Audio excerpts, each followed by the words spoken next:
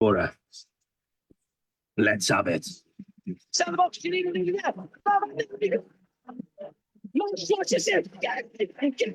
is it? Renewal Boston has a finisher. Kick it. Struck a stick to the hole to the track. It was the and it joins me.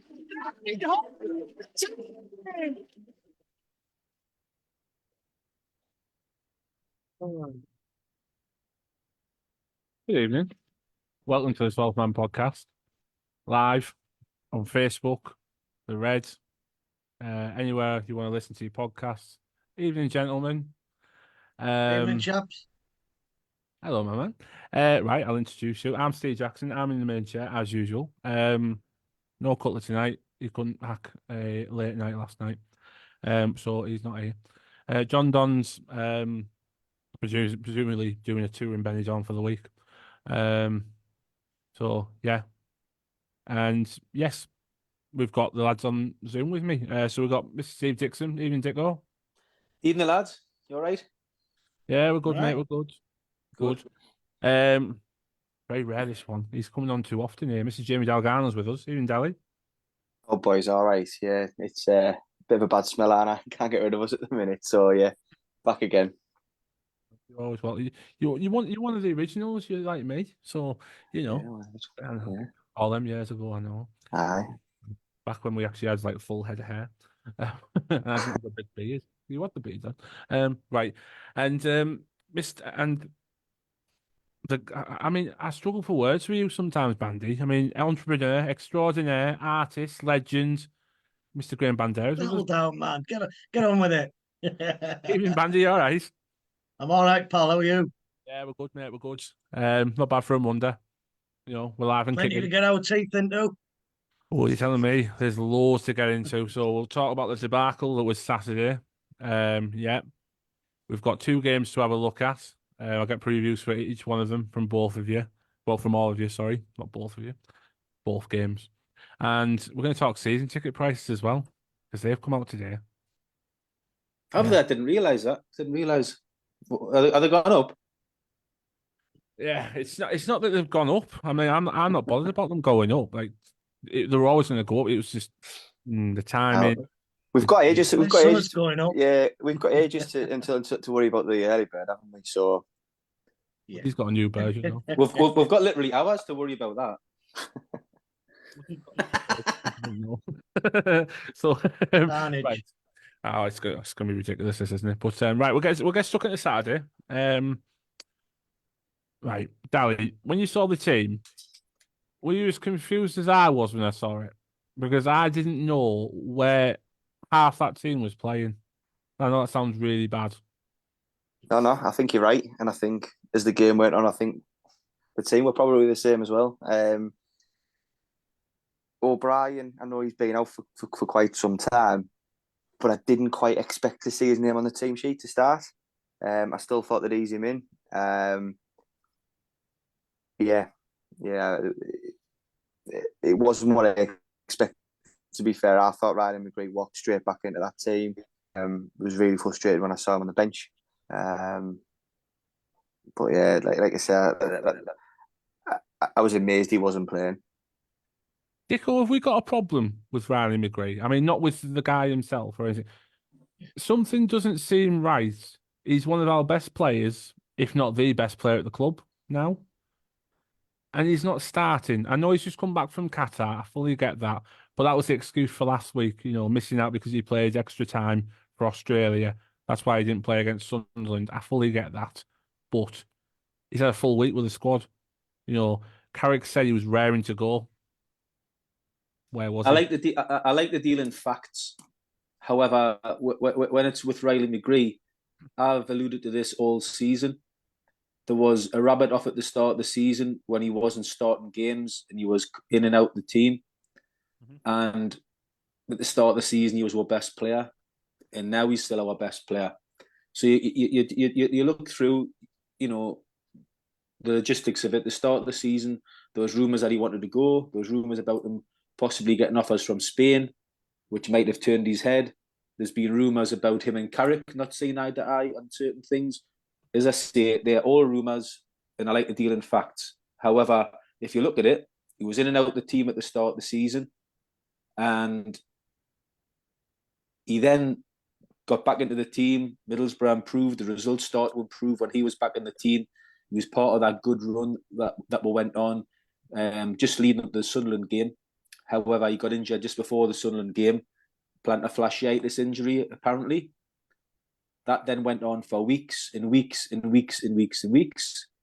Then suddenly, he's miraculously fit for Australia to go away on the Asian Cup. Came back a week before he went as well, didn't he? Yeah, right on time for the Asian Cup. Off he goes to the Asian Cup. He plays, I think, every game for them, either as sub or starting the games. Mm-hmm. And he comes back to Middlesbrough. He played 60 minutes or 55 minutes in their last game. Sammy Silvera didn't play. You then get to Middlesbrough's game against Sunderland, the derby game. You hear things that both of them are available to play, be involved in the squad against Sunderland. Yep. Sammy Silvera's on the bench. Riley McGree's not on the bench. Perfect excuse, perfect reasoning is Sammy Silvera didn't play, Riley McGree did play. So you think, okay, fair enough. I can get that. You then rock into Bristol City. Your best player is available. Michael Carrick has actually said he was delighted that we're getting the best version of Riley McGree back. He's 100% fit. He's done well for Australia. It's a great thing that he's coming back ready to go. You then turn up at the Riverside on Saturday against Bristol City. No Riley McGree in the starting 11. Now, what was telling for me more so was after the game. And I don't know if this is something from the club, something from Michael Carrick. That was the big story of the day for me. Not one press officer, not one journalist asked, why didn't you start Riley McGree, Michael? Let's jump in, Digger. Yeah. Sorry, can I just jump in? Yeah. Talk about Riley McGree, right? I went down to Huddersfield away. You know, we had the comeback on, but up until the comeback at Huddersfield, the game was screaming out for him. He was on the bench. We brought him on. We win the game 2-1. That's our. Forgive me if I'm wrong. That's our last league win. And you're talking the 29th in between, in between Christmas and New Year. So you're talking then. He's our best player. It took us up until about 70 minutes to get him on the pitch on that day, and then we won the game. There's got to be, for me, if you were there on that day, at the end of the game when all the team walked over and they were getting applauded off, he was the first one off the pitch. There's got to be, again, I know you're dealing with facts, and I'm not starting rumours or anything like that, but you look at it, and my gut instinct is that obviously we didn't expect Rodgers to go, but my gut instinct was the club maybe start. He would be our moneymaker in January. He would have gone. And there's got to be something for him not to start that game at the weekend against Bristol, an absolute bogey team for Middlesbrough. You know, I know he's played 70 minutes in Qatar, but he's our best player at this football club, hands down. And I think not only that, it's the tactics as well for Saturday. We've been tweaking our tactics left, right, and centre because we haven't had the players available to be able to go back to Michael Carrick's favourite formation, the 4-2-3-1. We haven't had the options through injuries. On Saturday, we had those options, but instead, he chose not to play McGree, and he chose to shuffle Hackney again out of position, which hasn't worked at all. Nope. To accommodate bringing O'Brien in, which, you know, that was out the blue, to sit alongside Barlasser. Howson's out the team, that's another conversation. Just something wasn't right with it. And as I say, after the game, especially losing the game, if we had won the game, we probably wouldn't have been talking about this at the moment. But we lost the game. That's the story. Your best player's come back. He's available. He's fit. He's trained all week. Why didn't you start him, Michael? That question wasn't asked by one person in the press. So to me, as I say, it's just me talking. I think somewhere along the line there's a problem there. Now, where the club go from here now, between now and the end of the season, how they get round it, I don't know. But for me, he starts every single game from now to the end of the season because he's our best player. And that question, if he doesn't start every single game from now to the end of the season, that question needs to be asked every week. Well, that was my next question to you. Are we looking at another Jed Spence here? He's got all the talent in the world. Is there? I know we're not going that far extreme. I fully get that. Jed Spence is an absolute rare being. I don't know what Jed Spence is anymore. I really don't. His attitude is horrendous. But is it an attitude problem? Is that what we're looking at? Because I know Carrick's very big on his discipline, isn't he? He's very big on that. Is that what we're looking at here? Because talent-wise, these are both hit the nail on the head. He's the best player at this club by a long way. And he can change games so quickly for the better. And why are we not using him? That's the problem. I think you might be close to the mark there, Jacko. I think there's something disciplinary involved with it. Whether or not he was promised a move in the summer, which didn't necessarily materialise, and he could have spat the dummy. I think Michael Carrick's all about attitude, discipline, and not showing yourself up in public and playing for a team. But that's probably doing a disservice to Riley, to be fair, because every time he plays, he looks the part. His body language is always spot on. He's sharp.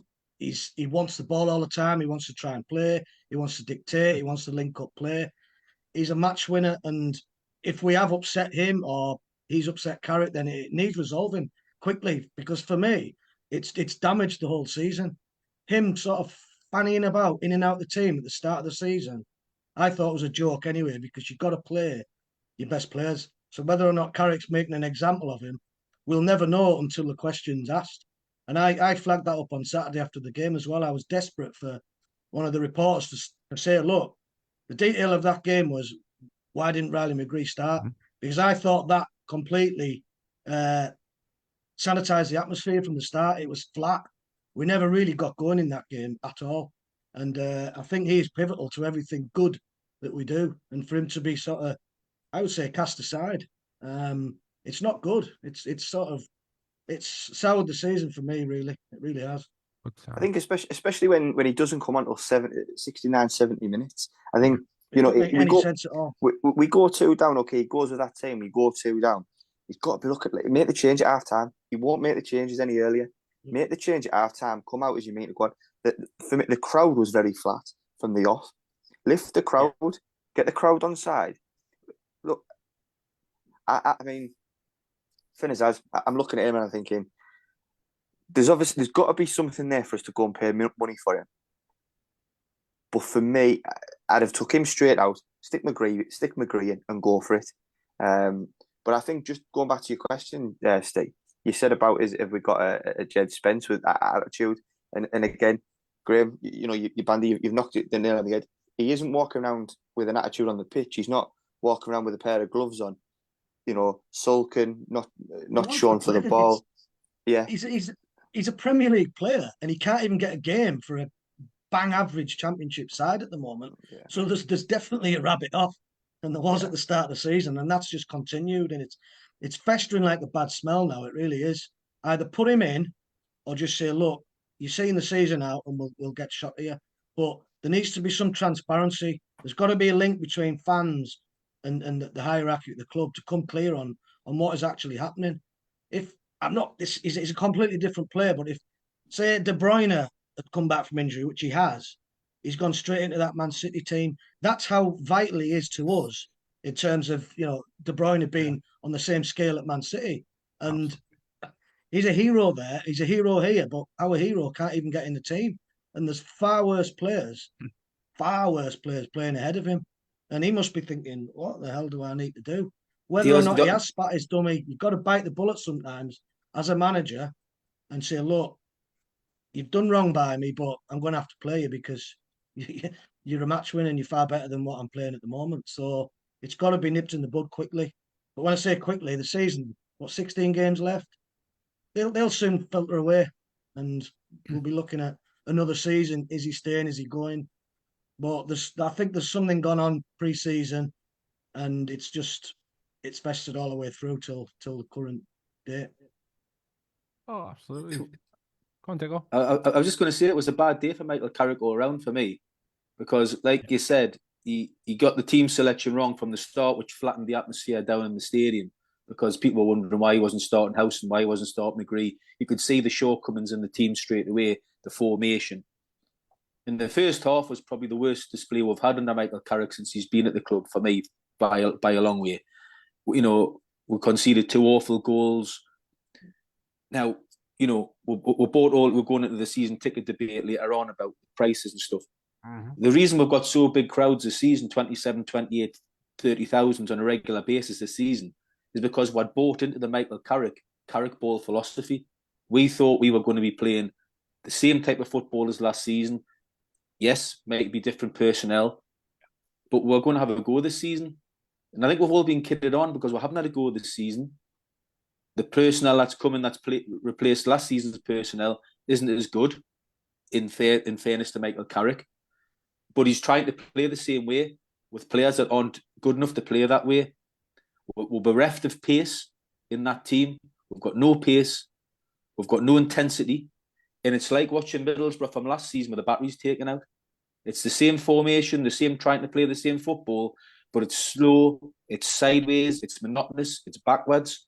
And some of the players, quite frankly, just aren't good enough. But Michael Carrick, unfortunately, this season, has come unstuck in many a game. He's proven that he hasn't really got a plan B. If plan A isn't working, he's reluctant to change it in tactics and personnel. His substitutions are late in games. He makes them too late to change the games. And yesterday was testament to that.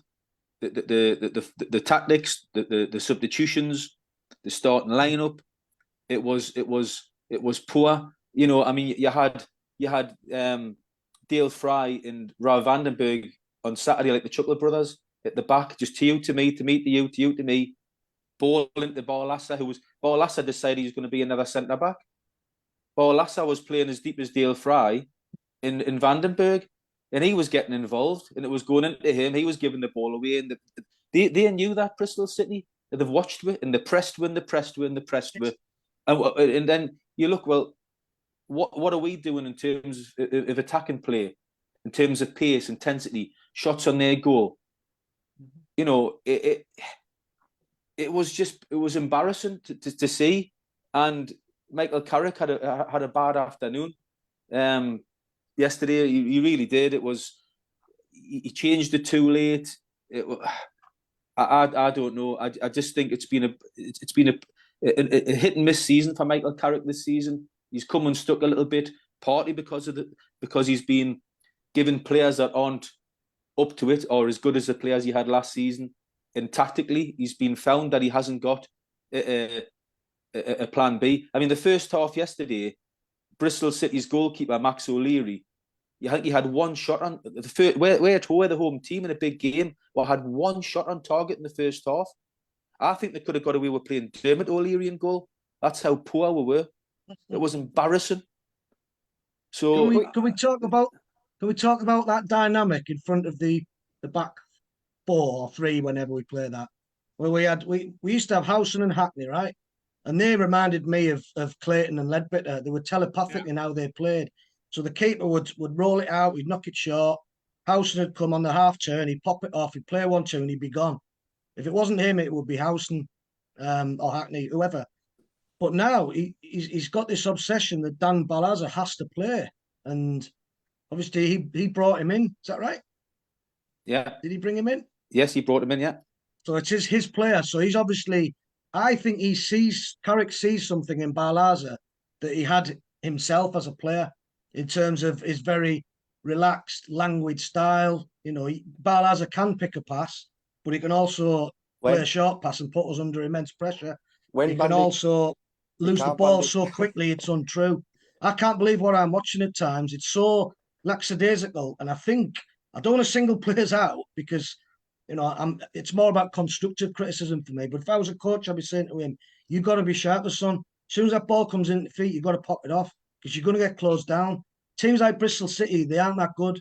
You don't even have to be a half-decent coach to realise that if you press us quickly, you'll steal the ball off us because we're so slow and ponderous and everything comes through Balazar, and that's causing us so many problems. If he came out the team and we played Howson and Hackney as them two, I think we'd see a lot more positivity going forward. I think we'd be more fluid. We'd look like a functioning unit. Whereas at the moment, he's a luxury player. The only time I've seen him play well is when we played a back three and we've a back five with the two wing backs, and we played the three across. And he was always the spare man that picked up the bits and gave it nice and simple. And he looked good, he looked elegant. But the reality is he doesn't do a lot with the ball. He just loses it and puts us under serious pressure when we don't need to be. What you're saying there, Bandy, about Howson and Hackney and coming, playing in front of the defence, that was evident at the weekend that we missed them, because they were playing it on at the back, but there was no outlet. There was people screaming to play it long, but when we played it long, that was Tony Pulis. People didn't want it playing long, so we were waiting for the outlet. Are they nervous to give it a Barlaser because he's going to lose it? Exactly. I'm nervous. I'm nervous watching him, and then when he gets the ball, where's his outlet? I mean, I don't know. We touched on earlier about plan A and plan B, Dicko, and I said about the pace going up the team. I think it's a totally different dynamic with Jones, Bangura, and like they laugh. But all three of them being injured has completely killed us. I tell you one thing. What I've noticed about the team is, sorry, Graham, I was just going to say, tell you one thing. It shows the worth. People who criticise Isaiah Jones, we haven't won a game since he's been taken out of the team. We haven't won one game. It shows how much we are relying on Isaiah Jones to give us that extra dimension, the pace, the drive to get forward, to try and get past the fullback, to get Middlesbrough higher up the pitch quickly. He's a huge asset to Middlesbrough Football Club. To me, in his position, I wouldn't swap him for anybody else in the Championship. That's how good I think he is. And we've missed him hugely since he's come out the team, because we've got too many players that are just happy to knock the ball sideways and backwards. I mean, are we really looking at Rav Vandenberg and Dale Fry is bringing the ball out of defence and being our playmakers? They can't do it. That's not their game. And they're knocking it to Dan Barlaser, who's sitting 2 yards in front of them, like an extra centre-half. What does he do? Like Graham says, at least he doesn't want to work. He just wants to be that luxury player, that the kid at school who always wanted the ball, but he never could be asked running. That's Barlaser. He doesn't want to put a shift in. I don't mind that if he's a luxury player, that when he gets the ball, he's on the half turn, like a Hackney or even a Johnny Howson. Every time he gets the ball, he's facing his own goal. And his first thought is, I'm going to lay it sideways, or I'm going to give it back to Dale Fry or Rav Vandenberg. And it's not working, that tactic. We're not good enough to play it. And it's making our defence look poor, because they're constantly under pressure of what to do with the ball. We're our own creators of our own downfall. Teams don't come to the Riverside and beat Middlesbrough. Middlesbrough beat themselves regularly. You look at the games and you go, we've had the most possession, we've had the most shots, we've had the most crosses, the most chances, but we're losing games regularly. We've only won 6 out of 16 games at the Riverside this season. We've only scored 17 goals. There's a reason for that. If you've had the most possession and you're losing most games, there's a reason for that. Your possession is not hurting teams. Your possession is those passes, the easy passes, sideways and backwards. That's not what Middlesbrough's about. Last season, we had players that would break the lines. In Ramsey, you'd had Tuba, who would drop in, take the ball off the midfield and spin and away. You had the pace up front with Archer. You had Isaiah Jones wide. You had so many options to break on teams when you beat the press. But now, if you look at it, even if we beat the press, what have we got actually at the moment? What have we got? Nothing. We've got average players. Because Riley's not playing. Riley was that link-up man between beating the press and hitting your last man. And there's no one there. But I think at the moment with Hackney, for instance, his head must be scrambled, because he's a quality player where he knows he likes to play. And he never has a bad game. He's always a 7, 8 out of 10 playing in that 2, the double pivot, where playing him further forward as a 10 or even on the left, coming in on his right foot, it don't work. He doesn't see the pitch in the same way. He likes to see the whole pitch in front of him and dictate play and play balls off. But when he's further forward, all he sees is a goal, and he just goes to mush. He turns to jelly. It's not his domain, so he should be further back. And I think that's costing us. It really is. And for some reason, Carrick seems a little bit obsessed, and he's probably overthinking things a bit too much, and I don't think he needs to. Just play your best players in the rightful positions, and you'll see better results. It's not that hard, I don't believe. I agree. Good debate, wasn't it? I didn't even have to say a thing. It was great. No, you've all hit the nail on the head. You're absolutely right. It's frustration, isn't it? That's what it is. It is frustration because we can all see it, can't we? We can all see it. if you ask 95, 96, 97% of fans even what their starting lineup would be, it would all be pretty similar, barring one or two just shuffling about. But I don't think it would be detrimental to where the team are playing. I mean, there's talk of playing maybe Force up front. People, because he is a striker apparently, but I can get Michael Carrick's argument for playing him wide right as an orthodox forward, because that has worked. You know, he has scored goals from that part of the pitch, so I wouldn't be too hurried to play him up front. But it might be the case now because Sam Greenwood, dear me, I mean, he may as well not be playing. It's like playing with 10 men at times. It's just someone running about up front. I don't think he offers us anything. Hard work, but that's a prerequisite. Good finish at the weekend to play.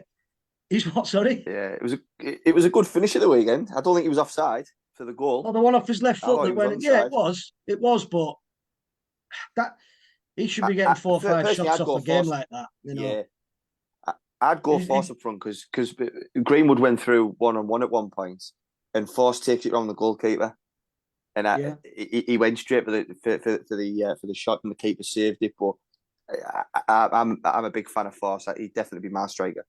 That was the one bit of quality. There's probably a case for playing him there now, but then I would put Riley on the right, and then I'll put Silvera on the left, and I'd play Azaz as the 10. I thought he did quite well Azaz second half as a 10. Are you not convinced yet? Nah, I'm not. There must be something, because I mean, I went down to Plymouth in November and he absolutely ripped us apart. Like I looked at him and I thought, Jesus, him and Whittaker are absolutely taking us to bits here. I mean, he scored that goal, didn't he? As soon as he hit it, I went, that's in. Unbelievable finish. So there's something there. Is it a case of another Rodgers? Is it a slow burner? Is he just trying to find his place in the squad? I think so, yeah. He's great to watch on the ball. Can roll it over his foot. He can pick a pass. Played a beautiful little through ball on Saturday for Greenwood. I just think he needs time to evolve. I think he'll be fine. Not too concerned about him. He looks a quality player. He looks like he wants the ball. Yeah. I think he would link up superbly with Riley, which makes it even all the more depressing that we can't play two really, really quality players together on the same pitch. Yeah, Jamie. That's you told. Right, I'm on the other side of it, mate. I don't know at the minute. That's fine. That's what it's about. Mine's opinions. I think it's like Steve said. There's got to be something there, but at the minute, I mean, I couldn't make the trip to Plymouth. I've seen obviously the highlight of the goal against us, but apart from that, at the minute, I'm still waiting for him to be in a starting position over, as we've talked about Riley McGree. Yeah. I'm waiting to see something as to why, and hopefully it comes. You know, I don't want to write him off or anything. I really do hope it comes, but let's just wait and see. I mean, there was glimmers last week, wasn't there? When he took 2, 3, 4 Sunderland players on, he just had that little missing bit at the final part. But there's something there. He looks like a player that is probably the weight of the moves weighing down on him. He's come from he's been in the south coast down at Plymouth. He's come all the way up to the northeast, probably adjusting to the lifestyle, moving his family up. He's come into the team at a bad time where Middlesbrough aren't playing particularly well, weren't playing particularly fast-flowing football. The players around him aren't particularly high quality. And I agree with Graham. I do think eventually he'll come good, especially if he's alongside a Riley McGree. We'll get Latia Lathback, Isaiah Jones. I think you'll suddenly start seeing a really top player in Finn Azaz. At the moment, it might be okay to say, well, Riley McGree comes in the team and Finn Azaz becomes the player that just comes off the bench for the last half hour, the last 25 minutes to see if he can change the game himself with a little bit less pressure on him.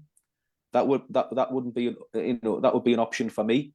But I've seen enough of Finn Azaz to think that when he gets quality around him, he'll be a good signing. Yeah, absolutely. No, you're right. I won't ask you your man of the matches because no, I'm not. I gave it to Ayling. I was quite positive about his performance. I thought he was our outball really for most of that second half, bombing down that right. We can all admit that he's he's well into his 30s now, and he does find it tough to get back. But at least he shows that assertiveness to bomb on and try and get balls into the box. He did some really good cutbacks where, for whatever reason, we just couldn't read where the ball was going to bounce. And there was a few that just sort of skipped past the goal. So I'd give him 7 or an 8 out of 10. I thought he was okay. I thought O'Brien did quite well considering he switched positions. Started off, left side, and then he moved back when Hackney with Hackney. So I thought he did quite well.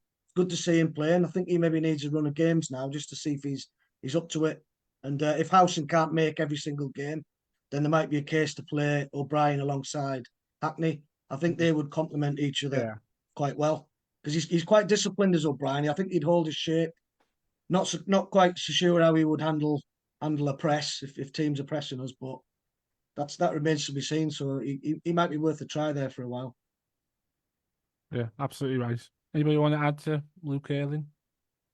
I would go into the goalkeepers union and say after a bad, mistake against Sunderland, I thought he made a couple of big saves. Did Glover on Saturday? Could have been more embarrassing.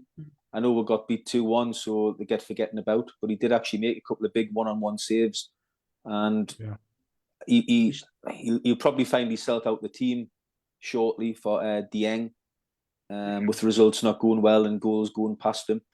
But I think he's done all right as Glover, and I thought he was probably in a really poor afternoon, just about Middlesbrough's best player. That's how poor we were because he made 2 really good one-on-one saves. Yeah, especially with Dieng back on the bench as well. Absolutely. It looks like it's a matter of time before Senny's back in between the sticks. But Tally? Yeah, I'll probably go Ayling, to be fair. Right.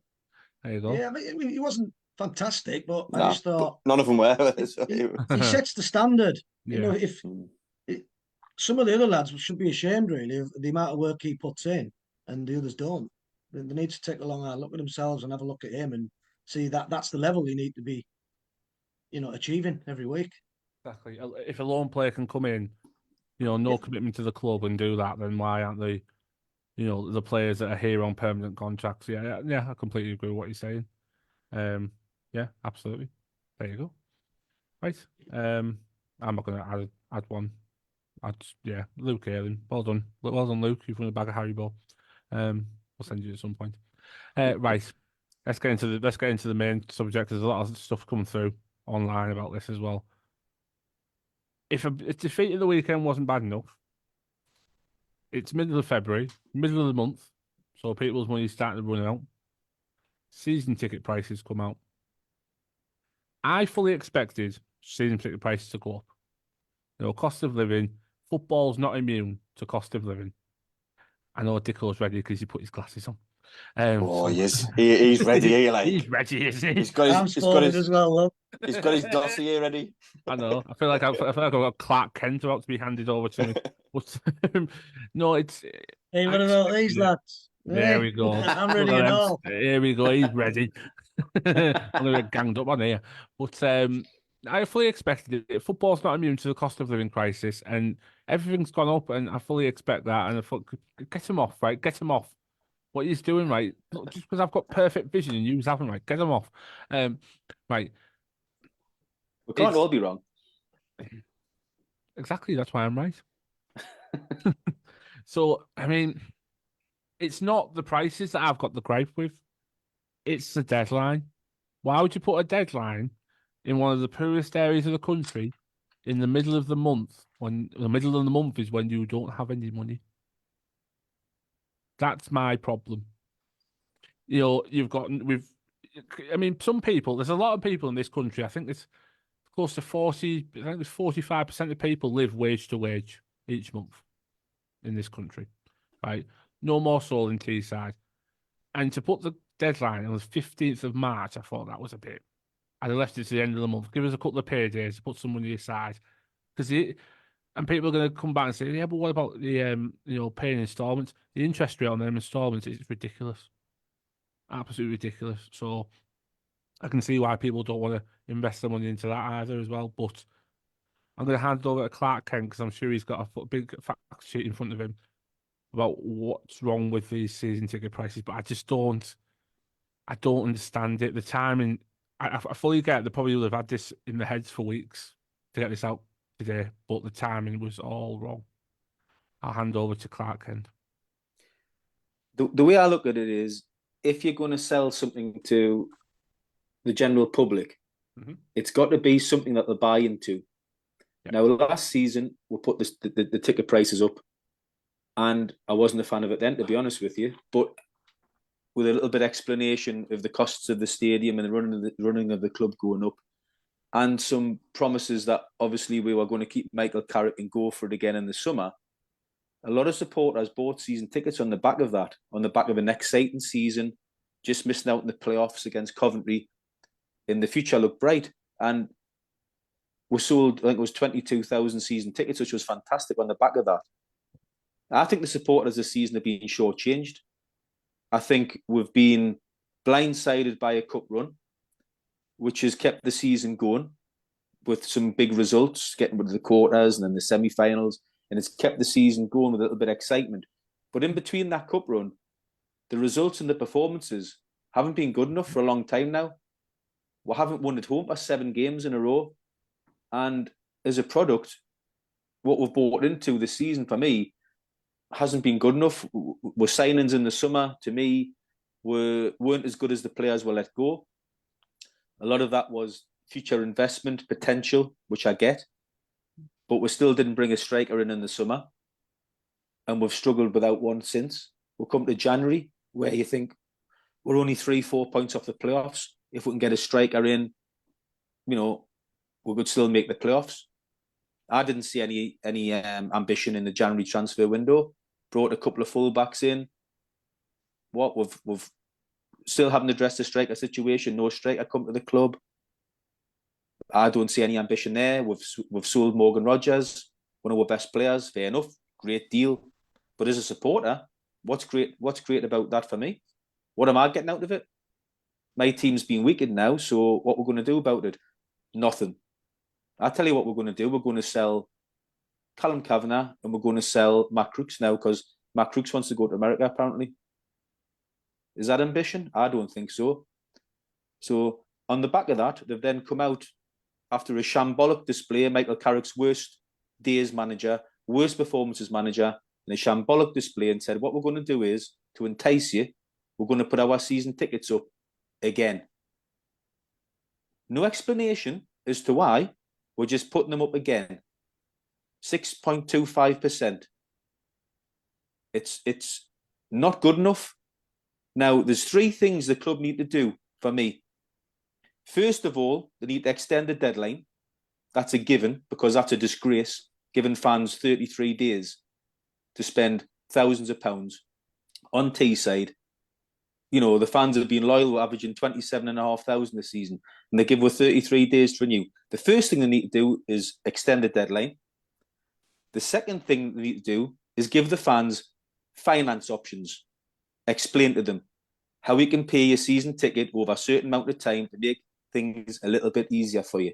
If you can't put the outlay out for, you might have a family of 4, family of 3, and you can't afford to pull out all that amount of money in 30 days. Let's have a finance option. Give the fans an option. And the third thing they need to do is the club need to explain the rise, why the costs have risen in the stadium. Because if we're all open to listening to people. There's people at the club who are intelligent men, and Neil Bowser in the head honcho Steve Gibson. Let's hear why those costs have gone up and why it needs to happen, and also what the club's ambition is for next season. Because we're rising these season ticket prices again. We're the most expensive in the league, just about. And the reason is because next season, Middlesbrough Football Club are going to go for it. We're going to spend, we're going to be ambitious, and you are all going to be part of it. And that's part of the reason we're spending more money. Explain the costs, explain it. But it's radio silence. So I'm going to be the first one now, like we did with Kieran Scott last week. Let's invite Steve Gibson. Let's invite Neil Bowser onto this podcast, and we can ask the questions to either of them, like we did to Kieran Scott, on behalf of the supporters, and let the club explain what the ambitions are for next season and why we should spend so much money on a team that's languishing in the bottom half of the Championship. Because at the moment, it's just not bloody good enough. And that's all I'm going to say. Yeah. The glasses are off. The glasses are off. He said his bit. I think he summed that up eloquently, beautifully. It's so good. Well done, Dicko. The only thing I would add there is obviously the timing was garbage. It was the tone of the email. There wasn't even a "Hi, season ticket holder. Thanks very much for your continued support. Yeah. It's been a tough season. We aren't where we want to be, but we're going to go for it next season, or this is the plan." Bit more transparency, please, from the club, or at least somebody come out tomorrow straight away and say, "Look, we apologise for the way these emails were sent Monday afternoon." Mondays are bad enough without having to read that garbage. Seriously, and it's like, wow, that was a kick in the you know what. When I read that, it's like, wow, okay. It was worse than and then saying, when I saw the deadline, Jamie, I know you were laughing before. It's like, it's disgusting. It really is. It's like, come on, know your area, read the room a little bit, please, because I just thought it was shambolic. And got nothing else to add really. That's quite vitriolic by my standards, but yeah, it's total garbage, to be honest. At least send Woody down to Kirkleatham again to go and see an owl on a bed or whatever it was. I mean, get enough video out. But I mean, you look at, you know, the notification hits your phone, you know, and you see it from the club, and you go, right, okay, let's have a look. Right, appreciate things are going up, cost of living, businesses are affected as well. I get that as well. I get that. I think most fans get that. Yeah, and I mean, there's been whispers of, you know, for a little while it'll be getting safe standing. I know that comes with a cost. There's different things going that get, you know, that come up. But a couple of things that I look at, that deadline, you've summed the deadline up perfectly. It's an absolute disgrace that they're giving us that long. Last year they gave us until the 31st of March, but at least that's 2 paydays for some people. Well, for the majority of people. I just think that the club are just so far. We get that connection again where the club and the fans are all as one, and then it's just PR disaster after PR disaster. Just that's how it felt today. Yeah, the mindset of it. I just think it's disgusting. I mean, I know it's a business and I know it's our football club, but I work in Middlesbrough Town Centre, and I don't know if you lads have been into Middlesbrough Town Centre recently. The hub of our town is decimated. There's nothing there. I work very closely with we direct people with where I work. We work with I think it's called the bread and butter thing over in Teesside, making food affordable for families.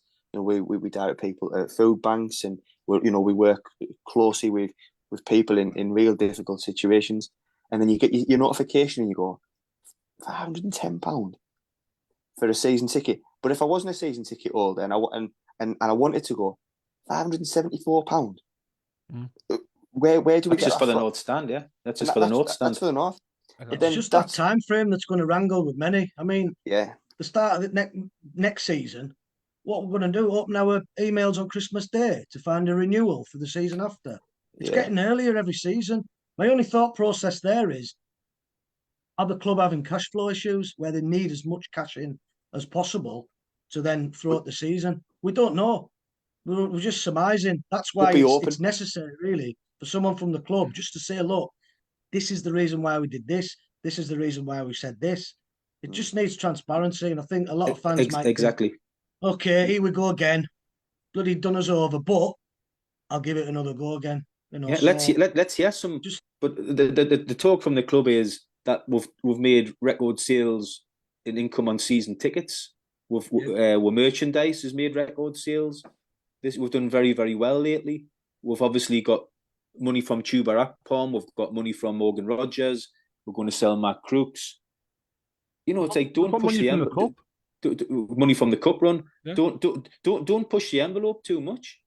These supporters will come back next season if you treat them with respect. and you'll have 27,000 there next season. If you treat it with respect, explain the situation, give us something to hang on to, that you've got some ambition. The reason is because we're going to have a go next season. But let's hear something from the club. The fans aren't stupid. The fans are very, very intelligent fan base who know the size of the club and the restraints on Steve Gibson, and everybody appreciates Steve Gibson for what he's done for the club for many, many years. But let's hear from Steve Gibson.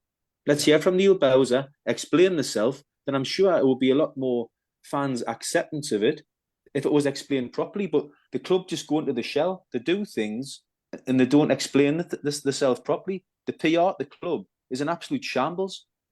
I saw something earlier on. Sorry, go on. Yeah, Mandy. sorry, Jamie. No, go on. All right. I was going to say, I saw something earlier on social media from I should probably go mad, but Jess Dalton, who goes to all the away games, and she put quite a lengthy social media post out. And I thought, you know what, it's a fair point. You go to an away game, it's not 30 quid a ticket, it's £31.50 because you've got to pay the booking fee. So there's little extra costs that are added onto there. When we don't look after, I know that you've got the 20s plenty, but we've turned down, and we never really got an explanation as to why. I believe it was Reading last season. They wanted to reciprocate any price, and so if they charge us 20 quid, they do 20 quid, or we do blah blah blah. We'd be the same as them. That never happened. Why are we turning down these deals when there's not many? All right, Bristol brought 1,000 up, if that. Yeah. But you don't get many big attendances apart from, this season you look at Villa and Chelsea. You'll name the big clubs who'll bring big followings, but there are teams that are only up the road that don't bring money up. But if it's 20 quid, that's more of an income that more people are going to buy. They'll pay £4.90 a pint. It's more money into the club. Yeah. Sometimes I don't know. It just makes you scratch your head. There's other revenues the club could look at in terms of sponsorship, stadium naming rights, things like that would bring revenues to the club, other than always turning to the supporters. It's always the supporters' fault, or the supporters need to give more so the club can do something. Sometimes the club need to do more themselves as a club. Look into the revenue streams of the club, how they can generate more, how they can put the word out there to get sponsorship and revenue into the club and naming rights and things like that. What other clubs do up and down the country. We always seem to be a step or two behind on that. It's not always the supporters' responsibility to step up if costs go up, because the costs go up for us as well. If the bills are going up to run the stadium, the bills are going up to run our homes. Just the same. I'll get that. But then the only thing I could argue about that is then, supermarkets will say the same. Everything's gone up, and I fully get that. I mean, when I mentioned about interest rate earlier on the season ticket options, I know it's 0%, but it still comes out as an APR of 23% because you're adding on £44 if you want to go for a finance deal. Put that's the arrangement fee, Jacko. That's an absolute con, by the way. There you go. You know what I mean? It's a 10-month plan. Yeah. It's called V Finance, 10-month plan. Yeah. You pay back exactly what you've borrowed, but there's a £43 arrangement fee. Bang. Who gets that? Where does that go? I mean, that's just throwing money down the drain, And that's another. Erase that fee. Get rid of it. It's not needed. Exactly. That's another boot to the fans as well. The scrapings to try and get the 500 quid to get the season ticket sorted out. Yeah. And they think, actually, no, I've got a finance option there. Well, actually, it's not 50 odd quid a month payment. Your first payment's 100 quid. Yeah. You know what I mean? That's the rise straight away. You know what I mean? So all of a sudden you think, oh God, I don't have 50 quid to find. I've got 100 quid to find first month. You know what I mean? That scheme's, I would say it's buried deep into the website as well. So I think they're probably a little bit embarrassed by that.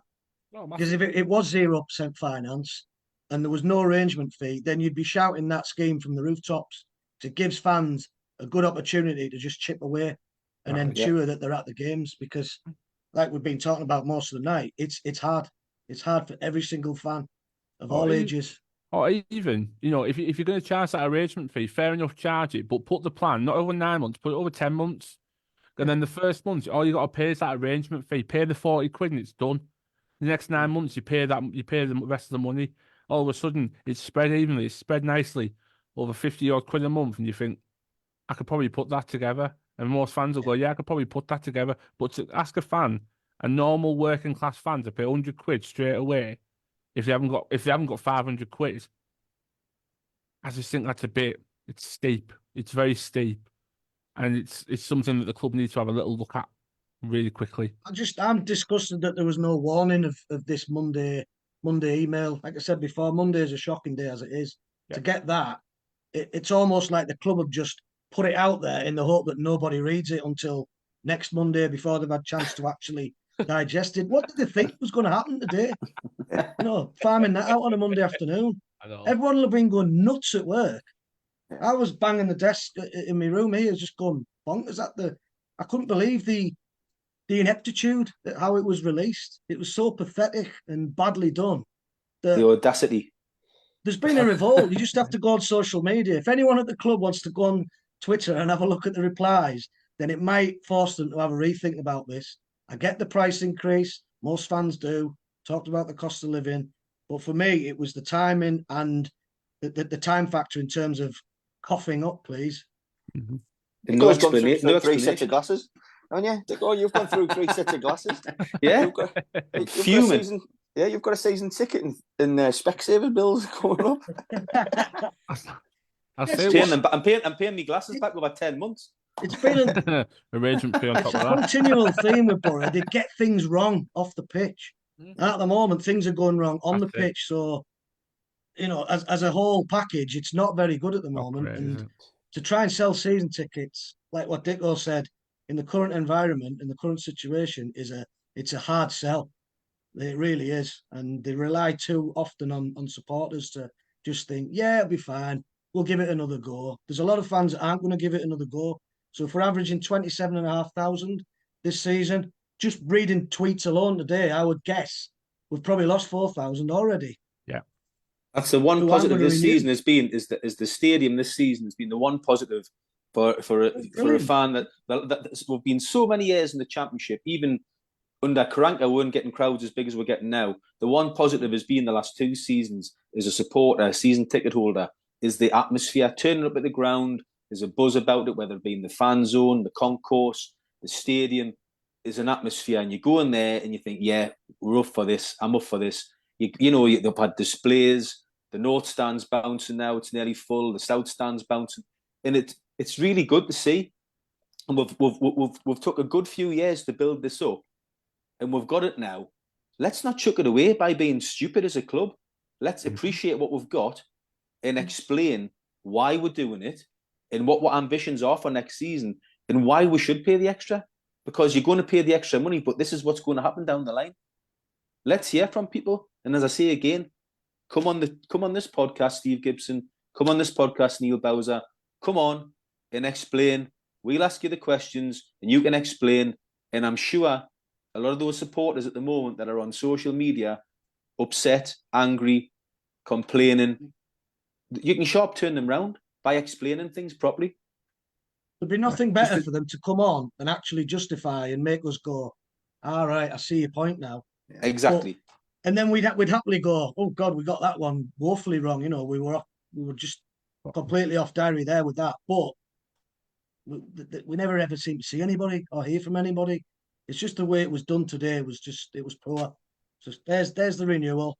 Off you go. Make sure your money's in by mid-March. Mid-March, yeah. Find out Not good enough. and then I'll say my bit, and then we'll finish it. Yeah, I know that even the Red Faction have put something out today as well. This evening, following on from season ticket announcements made by the club this afternoon, the group would like to make it known that we do not agree with further price increases and giving fans short deadlines with little notice. The group plans to make a stand, and further information will be given in the coming days. We hope all fans agree with our thoughts and get on board with making a stand alongside us. Football's nothing without fans. I think we need to see, like you say, Bandy. I think if we could hear from the club as well. That's a powerful statement what they've done there. That's fantastic. Yeah, that is really good because they're the lifeblood of this club at the moment. That the South Stand, the North Stand. Without that interaction and their backing and our backing, it's the club's nothing. Of course, and it's that last statement. It's said quite often these days, but it's hit the nail on the head. Football without fans is nothing. Spot on, absolutely spot on. As I say, Jack Well Martin. done, Red Faction. Well, Brilliant. yeah. That. Yeah, I mean, well done, lads. I mean, just before we finish off, I'm going to put two pennies in on our behalf. There's a point that Jack McDonald's has put in. Obviously, Jack's part of Red Faction. They say I'm good mates with Jack. He's a good lad. Does a lot of work with the Red Faction. Does a lot of work with all the displays and stuff they do. He does a really good job. He said their club spent all of last week doing PR with various supporters groups, which it did include Kieran Scott coming on with us. You know, Steve Gibson and Michael Carrick. They met with fans. Red Faction had their night as well. Not one mention of this price increase or this deadline being coming in. Not one mention. You know, Jeff Allen's put Preston away. Yes, I'm going to get to Preston. Don't worry. This is important. You know, and Steve Gibson did say as well on one of the nights that he was coming on this podcast. So I would say to Mr. Gibson, be as good as your word, and we know you are, because say we've sat down with you on numerous occasions. You've been, you know, very honest, be in your company to have a chat with you. Please come on. You know, I promise I won't bite. You know, I don't bite. Dicko, mate. Yeah, Dicko definitely will. I'll put a Dicko's muzzle got on. buying spare glasses. I'll put a muzzle on Dicko, don't worry. But come on, you know, the fans want to hear from you. You know, it's an open forum. You know, as these lads will tell you. You know, we don't have an agenda. We don't have a script that we stick to. We just say it as it is. We just say what's on our minds. I've got nothing written down in front of me what I was going to say tonight. I've got absolute free ball. I've just said it. You know what I mean? Dicko has. He's got a big script in front of him. But that's nothing to do with me. But the rest, you know, he's just got all his stats and figures to back up what he's saying. You know, he went full on Rafa Benitez earlier, saying I deal with facts. Fair enough. That's your prerogative. You know, we just say it as it is. You know, we're a fan group for the fans. You know, we don't do it. We're exclusive. You know, we're not just a few lads stood at the back of the North stand. We're a full 12 man. We're fully behind this team, and we just want a bit of clarification about what the hell's going on, where this has come from, and why it's happened. That's all we want. I don't think that'll hurt. I think that's more than justified for the amount of money we spend following this club, to be quite honest. Well said, Jacko. Thank you. I was going to say, am I Brilliant, justified saying that? Well, Jacko. Well, right.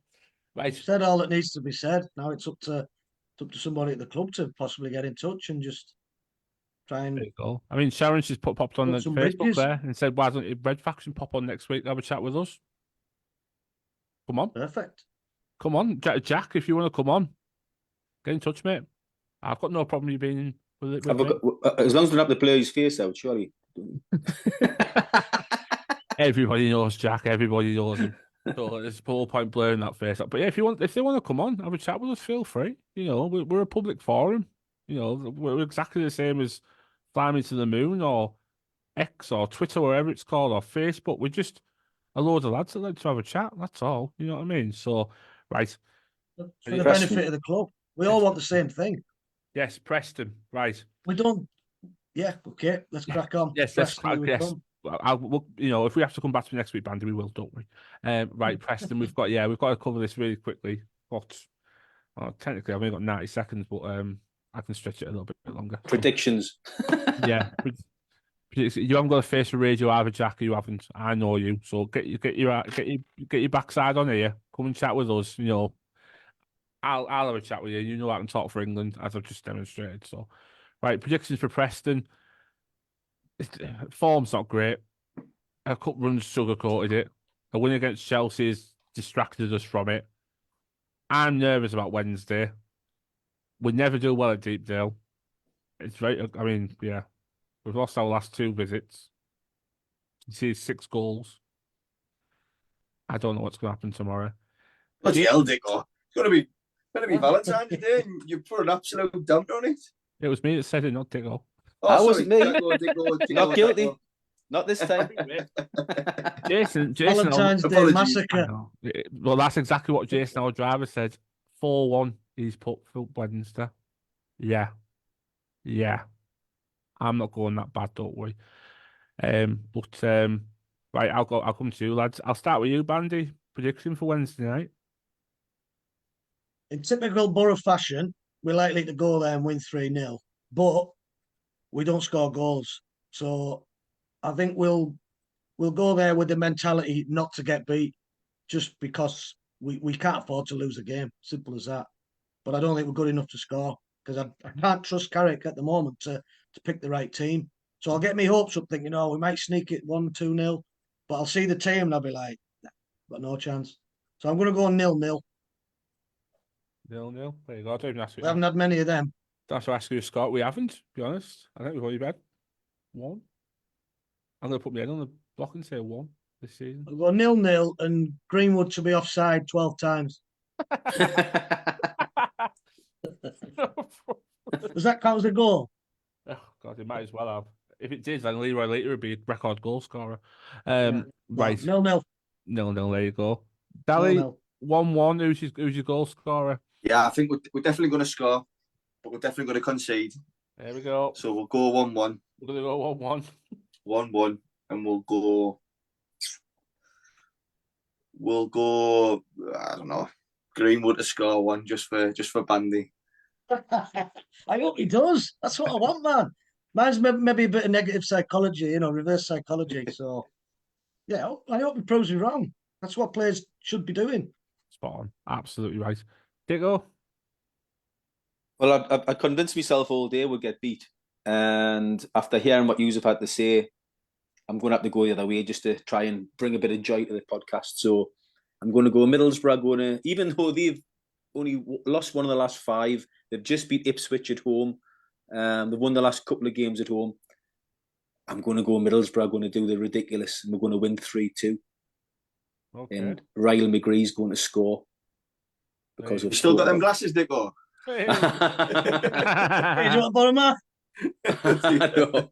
We've got to have some positivity. So I'm going to Borough win 3-2 against all odds and do the what Middlesbrough do that, don't they? That's the thing. So let's just hope and get a well needed 3 points. Just try to keep a little bit of spark in the season, because if we don't win on Wednesday, we've got Leicester on Saturday, which is going to be a real big ask. Oh, yeah. The season is going to be dead, and I don't want that. I would like to keep a little bit of a spark, even though the chances are with the games we've got to play, it's going to be a big ask to get anywhere near the playoffs. It would just be nice to have that little spark alive, just as a supporter till the end of the season. So I'm going to keep the spark alive, 3-2. I'm going 2-2.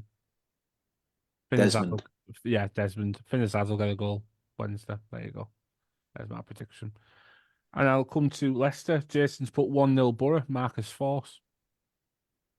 He wants breathalyzing him, Jason. Who, Marcus Force? Jason wants breathalyzing. All right. Before he drives that bus to Preston. Well, can you imagine that? Can you imagine that? We pull off and he gets breathalyzed and we've got no driver. Oh, it'd be much more that. But, yeah, there you go. My lucky charm's coming with us on Saturday, and she's only ever seen us either draw or win. And she's going to Leicester Saturday. So there you go. There's a bit of an omen. So I've gone 1-1 Marcus Force. I think Force will score Saturday. I love Marcus Force, mate. I think he's brilliant. Get him up front. Right, I'll do the same ring again. Bandy, I'll come to you. Can't see anything other than 2-0 Leicester win. Sorry, guys. Got to be realistic. They're gonna run away with the title. If they don't, Southampton will nick it off them. But they're too good. We're fantastic against them at home. We played that 3 at the back system with the wing backs. Mhm. Whether or not he'll adopt that again, I don't know. But at the moment, I'm just a little bit disillusioned, just because of team selection, and it's been detrimental to the team really. Who do I you just fancy? think they'll be too good for us. Who do you fancy to score for Leicester? Probably Vardy. Yeah, it would surprise me. Probably It 2 actually. would surprise me if he did that as well. To be fair. There's talk of him renewing his deal, Wow. getting another year. Yeah. Wow. So he's still got it. I mean, he's his goal scorer, isn't he? Yeah. How much? That's the caliber of striker that we would all love. How much did it cost from Fleetwood? £1 million? Yeah. Bargain. Absolute bargain. I remember his first game for Leicester, he was at Riverside. He scored as well. Great player, great character. Even when he's not playing, you can imagine him being that chirpy character around the dressing room that everybody wants to have around you. Inspires others. Class act. Really, I just think if he does play, he'll have too much for us. spot on. I mean, I'd be optimistic going 1-1, but yeah, I can see where you're coming from. Leicester really are the true class act of this league, and they're showing it. The 12 points clear says it all, really, doesn't it? Right, Dally, you can't go 1-1 with this one, or are you going to go 1-1 with this one? 3-0 Leicester. And mute. Move on. I just don't fancy us at all at Leicester. You're going to put a goal scorer to it?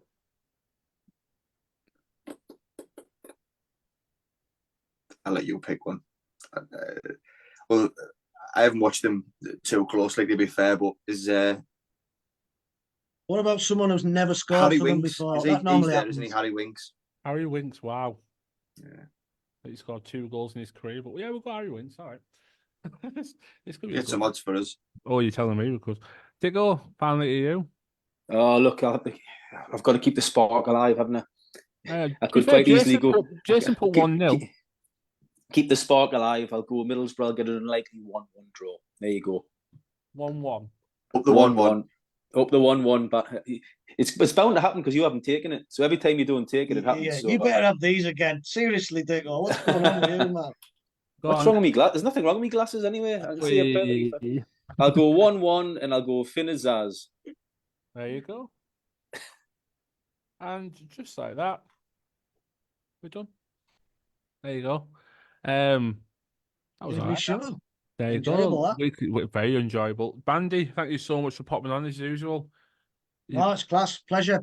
Love coming on. Well, you're more than welcome to come on anytime you want. You tell me when you want to come on. I'll get you straight on. So, you're one of us. Man. You know what I mean? So thank you so much for popping on. Gentlemen, you've kept it very civil this week. Well done. Fact finding was very good. Yeah. We'll obviously chat during the week. Yeah, Leicester on Saturday is going to be a tough trip. I'm looking forward to it. It's going to be a good one. But, it's not going to be the same without Mr. John Donovan. I hope he's enjoying Benidorm or wherever he is in Spain. Lucky boy. Bring some bookings back. Bring a fridge magnet back as well. There you go. Yeah, thank you so much for listening, watching, liking, subscribing, commenting. We've got through some of the comments. I hope we've answered some of your questions. Jack, that offer's still there for next week. If you want to come on, message me. And yeah, we'll chat again next week. Thank you so much for coming on. And thank you very much for listening. Arrivederci up the borough. Be seeing you. Pleasure, boys. Thank you. Yeah. Well done, lads. Thank you for listening to the 12th Man podcast. Hope to see you all again next week.